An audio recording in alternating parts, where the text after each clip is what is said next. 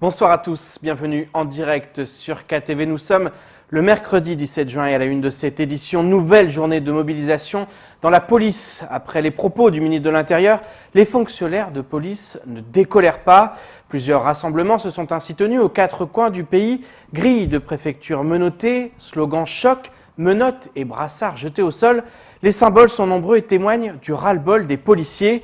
À Mayotte comme ailleurs, ils demandent davantage de considération et des moyens pour travailler. Au montage, Leslie Vumenet. Les menottes jetées au sol devant les commissariats de France sont devenues le symbole de la colère des policiers. Après les annonces de Christophe Castaner et malgré le soutien apporté par le président de la République, le malaise reste entier, notamment face aux accusations de violences gratuites et de racisme.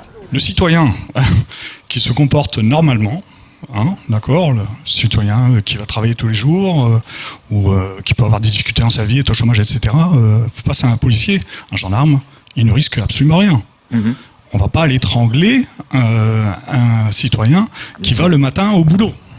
D'accord ? Voilà. Donc les choses soient claires.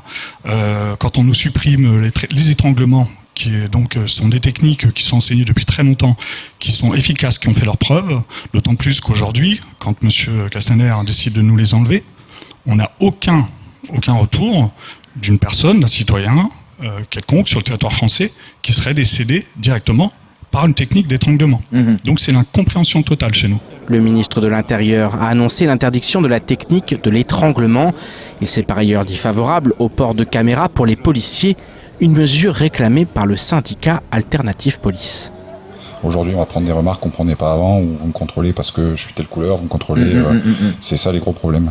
Vous parliez des caméras, c'est quelque chose que demande le syndicat, notre syndicat Alternative Police, depuis quelque temps maintenant, que tous les policiers soient équipés d'une caméra. C'est pas un outil contre nous, en fait, la caméra. Loin de là. Ça nous permet de l'intervention dans sa globalité. Aujourd'hui, les vidéos qu'on voit sur Internet, c'est des vidéos coupées. On voit pas avant, on voit pas après. On voit le moment où le policier craque et met une claque à l'individu, par exemple. Voilà, c'est des vidéos, il y en a très peu comme ça sur Internet qui circulent. Nous, nos caméras, ça va permettre d'avoir notre intervention en entier. Les paroles échangées par l'individu et par nous. Et les gestes qu'on a pratiqués. Faut savoir aussi que généralement quand on utilise une caméra dans des individus récalcitrants, agressifs, la plupart du temps ça les calme. Si les policiers sont vent debout, c'est aussi que les techniques alternatives à l'étranglement, dites de percussion, où les clés de bras et de jambes nécessitent des heures de formation. Une formation qui aujourd'hui fait cruellement défaut, notamment à Mayotte. Tout ce qui est clé de bras, clé de jambes, ça veut dire que le policier, pour pouvoir les acquérir, il faut qu'il s'entraîne. Mais aujourd'hui, c'est quoi la formation à la police ? En formation initiale, ok, pas de souci, les élèves, ils voient toutes les techniques. On les entraîne, ils passent énormément de temps sur leur dojo. Par contre, dès qu'on arrive en formation continue, la formation, aïe, ça pique, parce qu'il n'y a plus grand-chose. Qu'est-ce qui est priorisé aujourd'hui en formation ? C'est 3 tirs annuels. Le policier, il est assujetti à 3 tirs obligatoires, 3 fois 30 cartouches. Alors déjà, c'est vraiment le minimum. À Mayotte, c'est d'autant plus compliqué, c'est qu'il n'y a pas d'infrastructure, un stand de tir digne de ce nom. Ensuite, pour tout ce qui est technique d'intervention, ça doit être travaillé sur un dojo. Ici, à Mayotte, qu'est-ce qu'on a comme dojo ? On a juste pour l'instant une salle d'un ancien bureau qui a été aménagé avec des tatamis. Je pense qu'à Magicavo, les détenus, ils ont de meilleures infrastructures pour pouvoir faire du sport. Manque d'infrastructures, manque de moyens matériels et humains, des problèmes dénoncés de longue date par les policiers du département. Autant dire que ces propos du ministre de l'Intérieur sont aujourd'hui vécus comme la goutte d'eau qui fait déborder le vase. Et je vous propose de partir dès à présent aux Antilles et en Guyane plus précisément. Avec Mayotte, c'est le seul autre territoire français qui reste en zone orange. Les Guyanais sont très inquiets car le nombre de cas positifs a doublé en 8 jours. Et si ce département d'outre-mer n'a pas connu la première vague, il se dit prêt à affronter la crise sanitaire avec les 1400 cas positifs à travers la région. Pour y faire face, la Guyane reste confinée, les élections municipales sont reportées et le couvre-feu de 19h à 5h du matin est maintenu. Regardons plutôt ce sujet diffusé par nos confrères de TF1. Les 300 000 habitants de Guyane ne sont pas reconfinés, mais ils doivent respecter un cessez-le-feu de 19 h à 5 h du matin. Ici, tout le monde accepte parfaitement ces contraintes, ainsi que le report des élections municipales. Vu la crise sanitaire, il se trouve que c'était la seule solution nécessaire pour éviter la propagation du virus. Les cas augmentent trop, il faut prendre plus de précautions, il y a un couvre-feu mais ça ne suffit pas encore. Donc je pense que le report des élections c'est une bonne chose. Et vous essayez de ne pas bouger, ça ne va pas être très agréable, d'accord ? Des centaines de tests réalisés chaque jour. Ce drive de l'Institut Pasteur à Cayenne affiche complet. Les Guyanais sont très inquiets car le nombre de cas positifs a doublé en 8 jours. On est totalement débordé. Notre standard téléphonique est explosé. On prend des rendez-vous toute la journée. Il y a 1400 cas positifs et surtout une centaine de nouveaux malades chaque jour. La Guyane s'était confinée comme l'Hexagone mais avait échappé à la première vague. Aujourd'hui, l'hôpital de Cayenne se dit prêt à faire face à une situation de crise. 12 patients sont dans un état grave et 18 places en réanimation encore disponibles. On a mis en place d'autres dispositifs qui, en cas de montée en charge, qui vont nous permettre ou bien d'évacuer des patients ou bien d'augmenter les capacités d'accueil réanimatoire. Certains veulent même aller plus loin. Ce village, par exemple, s'est auto-confiné afin de protéger les personnes âgées. Seuls le facteur et les personnels soignants sont autorisés à entrer. Les villageois ont peur. Ils craignent beaucoup qu'un parent soit malade. Et pour eux, que quelqu'un soit atteint dans le village serait une catastrophe. Cette reprise de l'épidémie est sans doute due à la proximité avec le Brésil où le nombre de cas explose. La frontière, longue de 730 km, est pourtant officiellement fermée depuis le 19 mars. Et on ouvre une page politique dans votre 19h. Direction la commune de Kanikeli, où le maire sortant s'est qualifié pour le second tour. Il fera face à Hassani, Soufiane Ayouba et sa liste. Ensemble, tout est possible. Parmi les priorités de ce prétendant au titre de premier édile, l'aménagement du territoire, afin notamment de ne plus construire des quartiers dépourvus de vie sociale. Je vous propose d'écouter Tadj d'Alger, porte-parole du candidat d'opposition. Mais en écoutant le maire sortant, il nous laisse croire que la santé financière de la commune de Kanikeli est en bonne santé. Est en bonne santé. Donc, il faut aussi qu'on rassure la population de la commune de Kanikeli que tous les projets qui sont en cours, qui sont financés ou bien qu'il y a eu déjà des études d'impact seront amenés à terme. Et aujourd'hui, il faudra aussi qu'on explique à la population que le temps de lotissement qui a été fait jusqu'à présent, c'est-à-dire un habitat, voilà, où on construit juste des habitations, c'est déjà une époque révolue. Aujourd'hui, pour construire un lotissement, il faut envisager des espaces de jeu pour améliorer le cadre de vie. Donc, de ce côté-là, M. Ayouba a des programmes de lotissement, par exemple, le lotissement 3 de Mourona-Béja. Le lotissement 3 de Mourona-Béja, c'est un projet que la population attend. C'est-à-dire qu'on est quand même sur un terrain indivisible. Donc, il faudra faire une déclaration d'utilité publique par rapport à tout ça. Et prévoir, par rapport à l'amélioration des cadres de vie, des espaces un espace de parking, un aire de jeu pour les enfants, etc.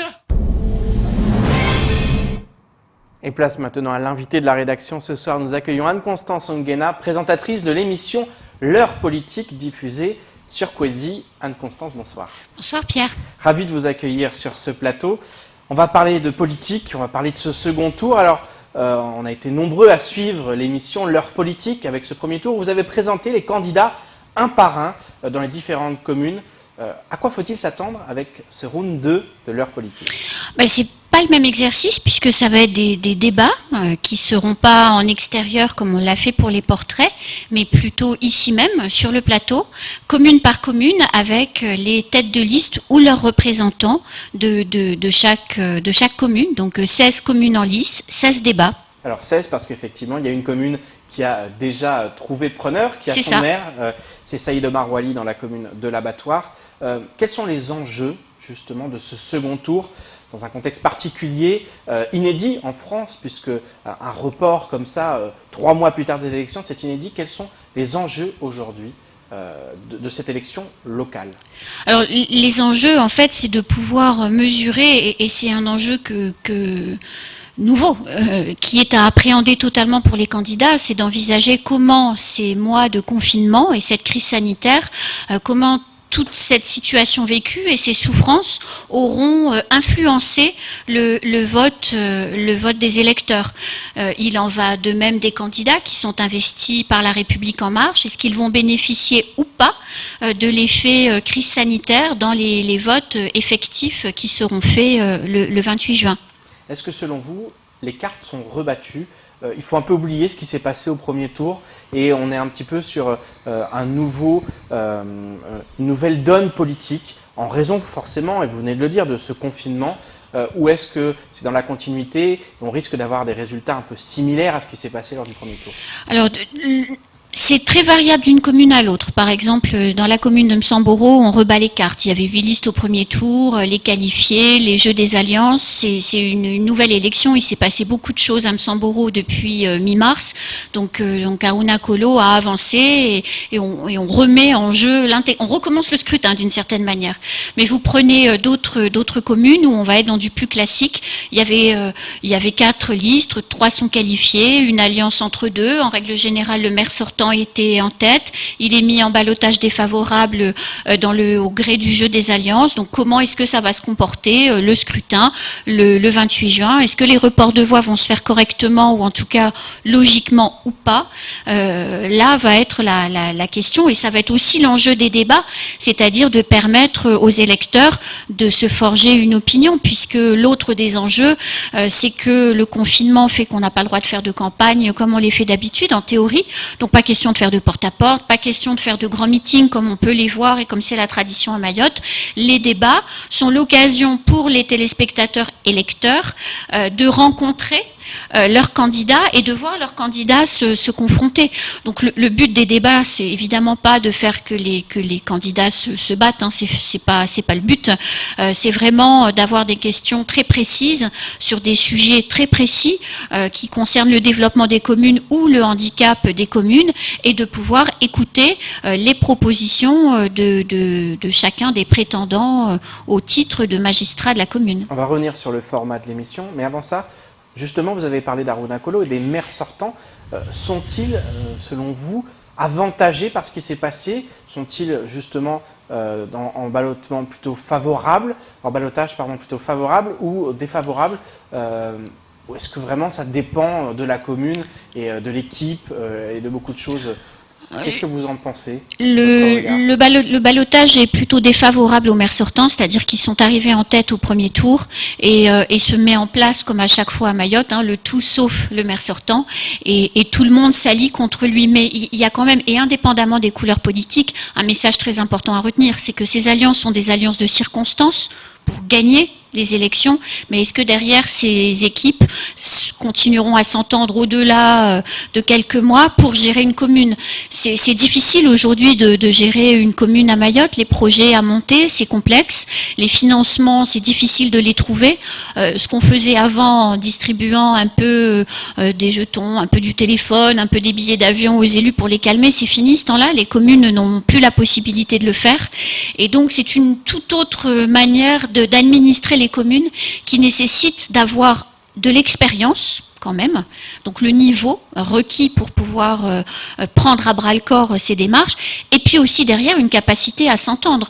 Donc faire une fusion ou une alliance pour gagner, c'est super, mais au bout de 6 mois, au bout d'1 an, est-ce qu'on s'entend toujours? Puisqu'il ne faut pas oublier qu'en mars prochain, il y aura les élections cantonales. Donc ces fusions entre des familles politiques influentes de l'île, comment elles vont résister au cantonal? C'est aussi un message que les électeurs doivent avoir en tête. Justement, un mot sur ces alliances. Vous venez d'en parler. À l'issue de ce premier tour, la grande question, c'était est-ce qu'il y allait y avoir des alliances entre partis, entre ces candidats dissidents? Est-ce qu'il allait y avoir une union sacrée? On pense du côté des Républicains, on pense du côté du MDM.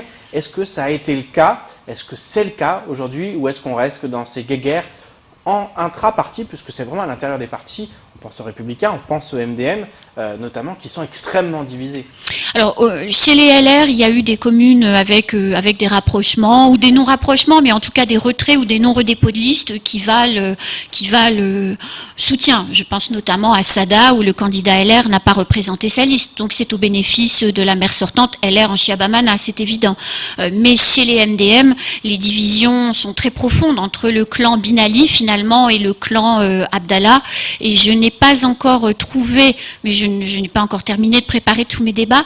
Là où j'en suis, c'est-à-dire à peu près à la moitié, j'ai pas encore trouvé de vrai rapprochement entre les deux tours, entre les candidats pro-Abdallah et les candidats pro-Binali. Et dans tous les cas, la division, elle conduit malheureusement à la défaite, qu'on soit au MDM, qu'on soit chez les LR ou qu'on soit dans une autre famille politique. Quand on n'est pas capable de s'entendre sur un second tour, tout le monde perd. On le voit à Mamoudzou aussi, où le MDM n'a pas réussi à s'entendre et où l'un des candidats MDM est parti du côté des LR. Ça aussi, c'est un enseignement, c'est qu'aujourd'hui, ces seconds tours, ça va au-delà des partis politiques. Souvent, ce sont des alliances, des jeux politiques qui vont au-delà du simple parti et de l'affiliation à un parti, aux convictions aussi.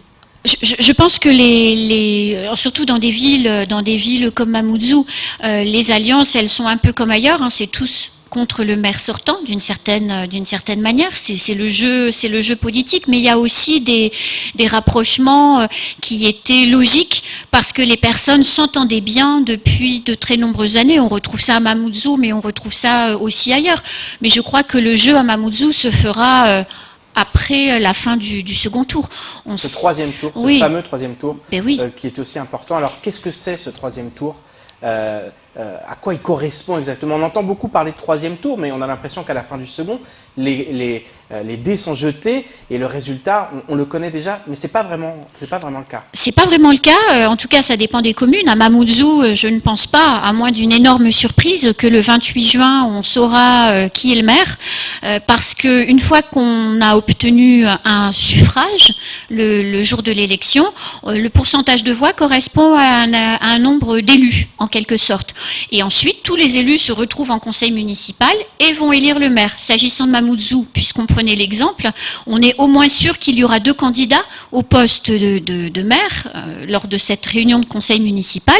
Il y aura Mohamed Majani d'un côté et il y aura Hamdil Waïdou Soumaïla de l'autre côté. Que vont faire les élus d'El Yassir, qui a été investi par Hassan Abdallah?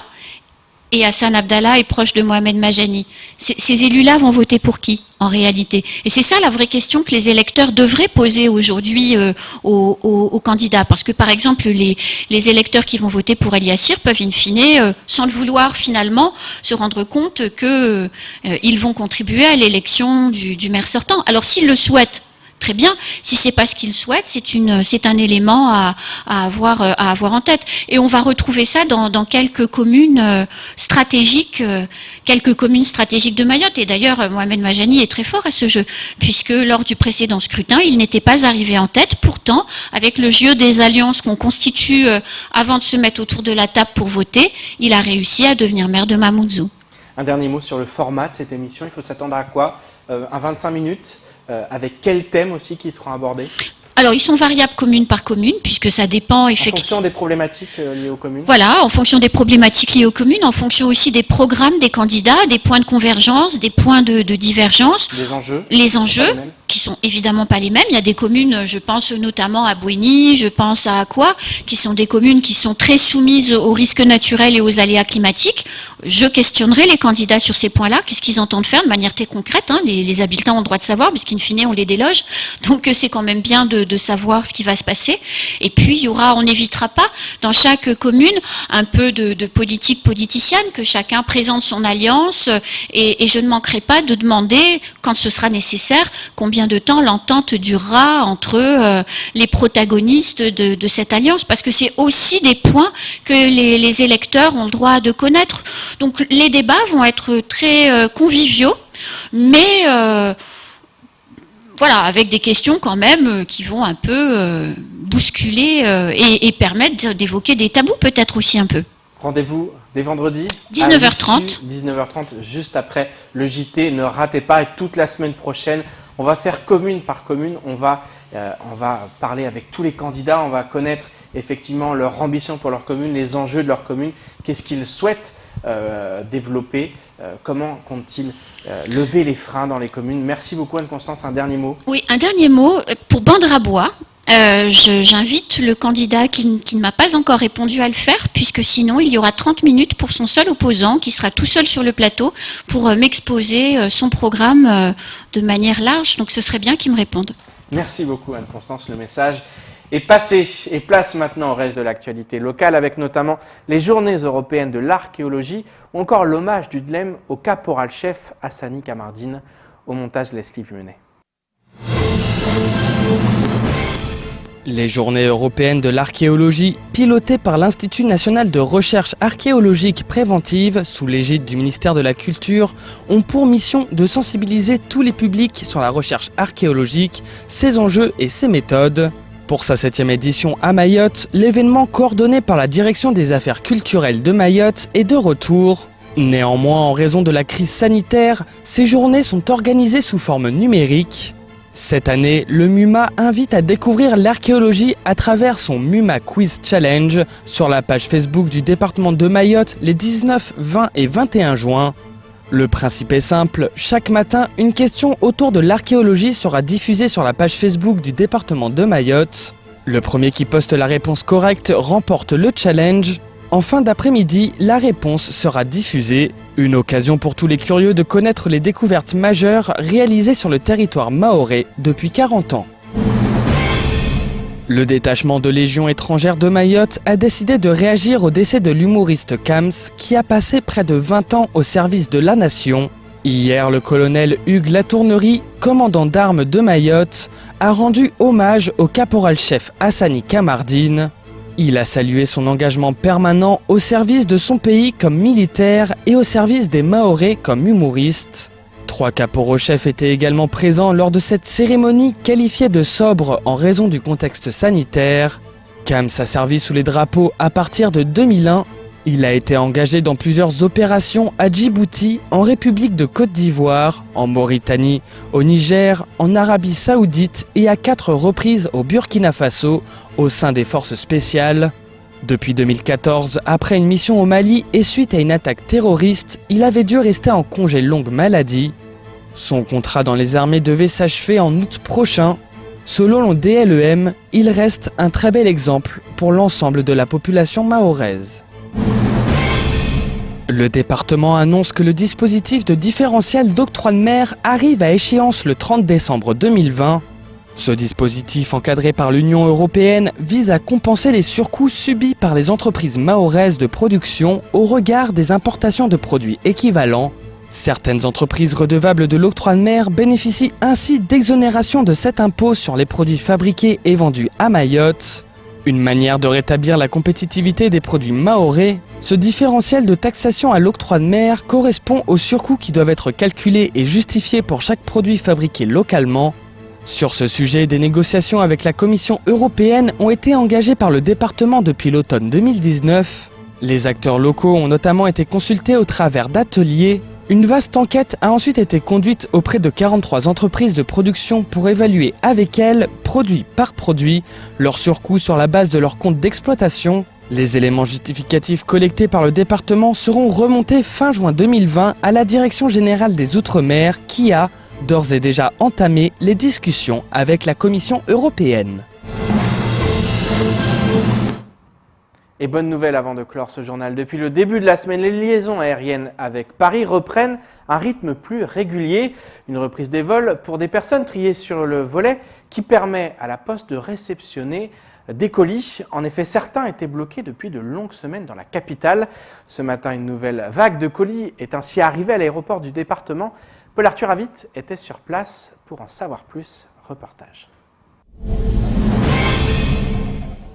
Certains colis attendaient de rejoindre leur destinataire depuis près de 4 mois, bloqués pour la plupart depuis le 17 avril. Des colis qui se sont entassés dans les dépôts de métropole car le peu d'avions qui venaient sur Mayotte durant le confinement étaient réservés aux frais sanitaires et alimentaires, tandis que les services postaux de métropole fonctionnaient encore à plein régime. Depuis hier exactement, Donc nous avons une arrivée, je dirais, massive de colis, surtout de colis et de courriers. Là, hier, on a eu, pour vous donner un petit peu une idée de ce qui se passe actuellement, c'est que d'habitude, on a un prestataire qui nous amène le courrier, donc 1 camion par jour. Et hier, par exemple, nous avons eu 4 camions qui sont montés en grande terre pour traiter aussi bien le courrier arrivé que les colis. Une dose de colis qui représente environ 20 tonnes de fret arrivée hier contre 1 tonne quotidienne en temps normal. La Poste appelle par ailleurs ses clients à la plus grande des prudences lors du contact avec les postiers en ces temps de crise sanitaire. Ce qu'on demande aussi aux clients aujourd'hui pour garder les mesures barrières, donc notamment la distanciation, 1 mètre minimum. Donc la distribution se fait sans contact direct avec le client. Donc on a bien sécurisé le process et on attend aujourd'hui à ce que quand le facteur il sonne, que le client réponde juste pour dire donc monsieur le facteur, oui je suis d'accord pour que vous me posiez le colis dans la boîte ou bien à un endroit bien précis. Des colis qui arriveront sûrement d'ici la semaine prochaine dans votre boîte aux lettres, le temps d'être traités par les centres de tri et la douane. Et c'est ainsi que s'achève cette édition. Merci de nous rester fidèles sur KTV. Rendez-vous demain dès 19h pour tout connaître de l'actualité locale. Excellente soirée sur Quasi.